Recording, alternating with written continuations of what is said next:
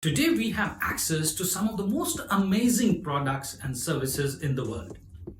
Think of Apple, Google, Amazon, Mercedes-Benz, Coca-Cola, Samsung, Toyota. Do you know why they are so easily available across the world?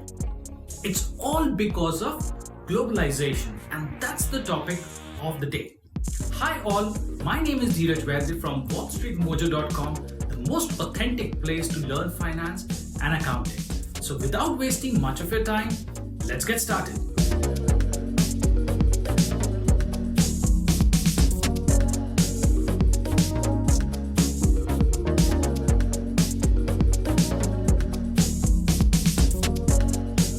First thing first, what is globalization?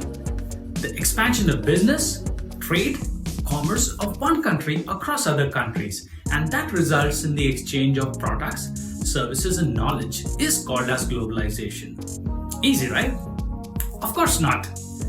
Let me explain this with the help of a very tasty example. Let's say you have a vada pav fast food outlet in Mumbai. Let's call this as the Great Indian Vada Pav. It's very successful and people here absolutely love the taste and the flavor of vada pavs that you offer. So for those who don't know what vada pav actually is, think of it as an Indian burger, that is really spicy and of course it tastes awesome. Let's assume that you see an opportunity for growth for this outlet in other countries too, and therefore you decide to open another branch in America. You succeeded in it. Let's say people love it and your business starts to grow. There's always a crowd in your shop and it has become the most popular place where let's say the Indian Americans and the Native Americans hang out. They absolutely love your food. The Great Indian Vada Pav is now a brand. Let's assume that as the business grows, you open 2 more outlets in New York, and you also open an Indian themed restaurant.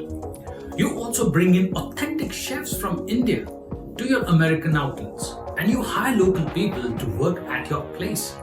This is nothing but globalization. Let us have a closer look. You have introduced new product and services to a different population. You created job opportunities for the local people. You have shifted talented chefs from India to the US. And by starting new outlets, you have actually invested in the economy. So, the introduction of the new product or services, creation of new job opportunities, these foreign investments, economic improvements, these are all the major advantages of globalization. Now let us see the other side of the coin as well. As you open the Great Indian Vada Pav outlets in America, the next door burger joint lost its crowd, unfortunately, as people were very much interested in your new spicy flavors. Now, as a result, let's say the burger joint had to lay off some of his staff and went through some of the terrible times. But let's zoom in. What has happened here? Now, as the local vendor lost their businesses, there's a major struggle, right? And this is considered to be one of the biggest disadvantages of globalization. It affects the local economy in the initial stages. However, of course, the next door burger joint owner is not going to stop. Obviously, he's going to put up a fight, right? So he comes up with a new recipe. Say, he calls it as the Great American Vada Pav, curry flavored dips, and he advertises vigorously. And ta-da! Half of the crowd is now there. This is a classic example of the competition involved in globalization. There's a constant clash between the local businesses and the new immigrated businesses. The competition continues actually when you start to get involved in it with new addition of outlets and expansion across the country. This keeps actually the customers kind of shuttled between the two products and kind of engaged, and the businesses is also alive. Now this is how globalization actually works. There's a chain reaction having both the pros and cons with different probabilities. The examples that we discussed was globalization in food. Now think of technology, medicine, entertainment. Nearly most of the business has scope in globalization. Globalization is actually mandatory for international business expansion. It also nurtures, the developing countries and improves the world economy as a whole. If you think of social media, it acts as one of the best catalysts that fuels this process.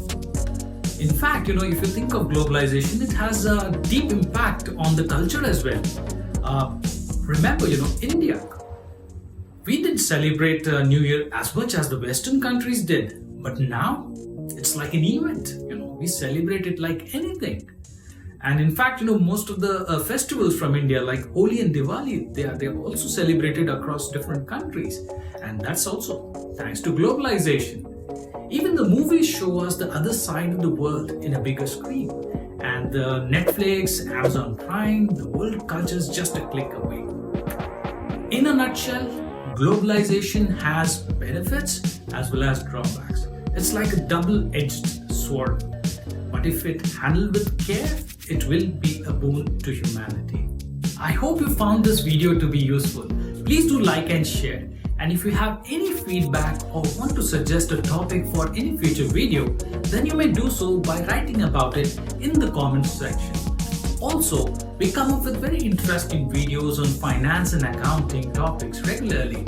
So if you haven't subscribed to our channel yet, please do so by clicking on the subscribe button below so that you can get the notification as soon as we release the latest videos. Thanks for watching. Have a nice day.